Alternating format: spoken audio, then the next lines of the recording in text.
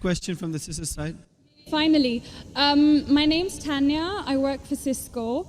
I'm not here to disagree with anything, but I've always had a lot of people, especially Muslims, well, not a lot of people, just Muslims, always telling me, because you're a Catholic, you're going to go to Jahannam, but we're Muslims, you need to convert and you will go to heaven. According to me, I'm a good Catholic. I try to be a good Catholic. I don't intentionally commit sin. But does that mean because I'm a Catholic, I'm going to go to hell, and if I'm a Muslim, I'm going to go to heaven? Sister asked a question that many of her Muslim friends say, because she's a Catholic, because she's a Christian, she will go to hell. That is it true that because she's a Christian, you will go to hell? Sister, according to me, if you're a true Christian, if you truly follow the teachings of Jesus Christ, peace be upon him, inshallah you shall go to Jannah. Okay. But if you truly follow the teachings of Jesus Christ, peace be upon him. Jesus Christ, peace be upon him, said, seek ye the truth and the truth shall free you. Correct? Now, what you are following, I don't know. Are you following your church or are you following Jesus Christ, peace be upon him? If you are following your church, the chances of going to Jahannam is very high. If you are following Jesus Christ, peace be upon him, inshallah, you shall go to Jannah. Now, if you read the Bible, there are sayings of Jesus Christ, peace be upon him. I don't know how much you are well versed with the Bible. Now, all the sayings of Jesus Christ, peace be upon him, are in red letter. Are in red letter. Yeah. Sister, do you believe Jesus to be God? Well, I'm a bit confused about that, so I'm not going to get into that. No, I'm asking yes or no. Well, confused God. No, it's not confusion, but I don't want to answer something I don't know. And it's not funny. I'm not saying you know or not. Sister, I'm not saying you know or not. What do you believe, I'm asking? No, I do believe he's God. Yes, yes, that's it. I'm not saying what you know. You may not be able to prove it. Yeah, fine. I do. Sister, I'll tell you one thing. Islam is the only non-Christian faith which makes it an article of faith to believe in Jesus Christ, peace be upon him. No Muslim is a Muslim if he does not believe in Jesus Christ, peace be upon him. We believe that he was one of the mightiest messengers of God. We believe that he was born miraculously without any intervention. We believe that he was the Messiah, translated Christ. Yes. We believe that he gave life to the dead with God's permission. We believe that he healed those born blind lepers with God's permission. The Christians and the Muslims, they are going together.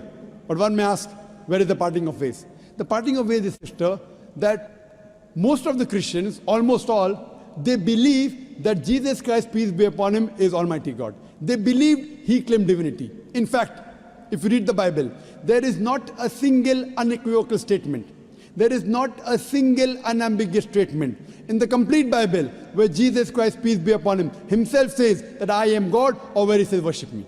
Sister, if you can point out a single unequivocal statement, a single unambiguous statement, anywhere from the Bible in which Jesus Christ, peace be upon him, himself says that I am God, or where he says worship me, I am ready to accept Christianity today.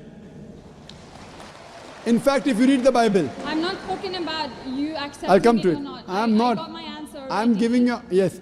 I got my answer. You got half the answer, I'm giving the complete answer, okay, inshallah. You can go ahead. You got half the answer. Okay. I told you that if you're a true Christian, you shall go to Jannah. Yes. You don't know what a true Christian is. I'm giving you information about true Christian is. If you read the Bible, Jesus Christ, peace be upon him, said in the Gospel of John, chapter number 14, verse number 28, my Father is greater than I. Gospel of John, chapter number 10, verse number 29, my Father is greater than all. Gospel of Matthew, chapter number 12, verse number 28, I cast out devils with the Spirit of God. Gospel of Luke, chapter number 11, verse number 20, I with the finger of God cast out devils. Gospel of John, chapter number 5, verse number 30, I can of my own self do nothing. As I hear, I judge, and my judgment is just. For I seek not my will, but the will of my Father. Anyone who says, I seek not my will, but the will of Almighty God is a Muslim. So Jesus Christ, peace be upon him, submitted his will to God. He was a Muslim. He never said he was God. It's clearly mentioned in the Gospel of John, chapter 14, verse number 24. Jesus Christ, peace be upon him, says that the words that you hear are not mine, but my Father's who has sent me. And it's clearly mentioned in the book of Acts, chapter number 2, verse number 22. Ye men of Israel, listen to this. Jesus of Nazareth, a man approved of God amongst you by wonders and miracles and signs, which God did by him, and you are witness to it.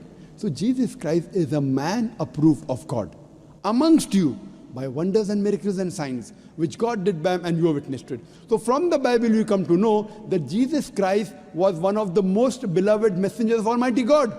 We love him, we respect him. Do we follow his teachings?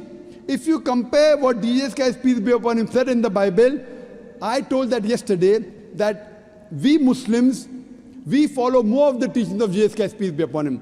Jesus Christ, according to the Gospel of Luke, he was circumcised on the 8th day. We Muslims are circumcised, most of the Christians aren't.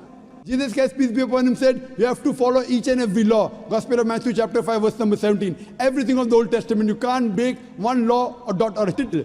As I mentioned in my speech, it's mentioned in the book of Deuteronomy chapter 14, verse number 8, in the book of Isaiah chapter 65, verse 2 to 5, and the book of Leviticus chapter number 11, verse number 7 to 8, that you should not have pork.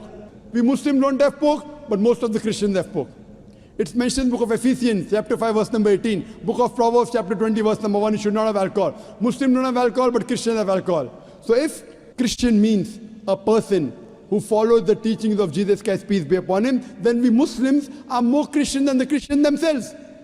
So if you become a true Christian and truly follow the teachings of Jesus Christ, peace be upon him, said in the Gospel of John, chapter number 16, verse number 7, it is expedient for you that I go away. For if I go not away, the Comforter shall not come. For if I go, shall I send him.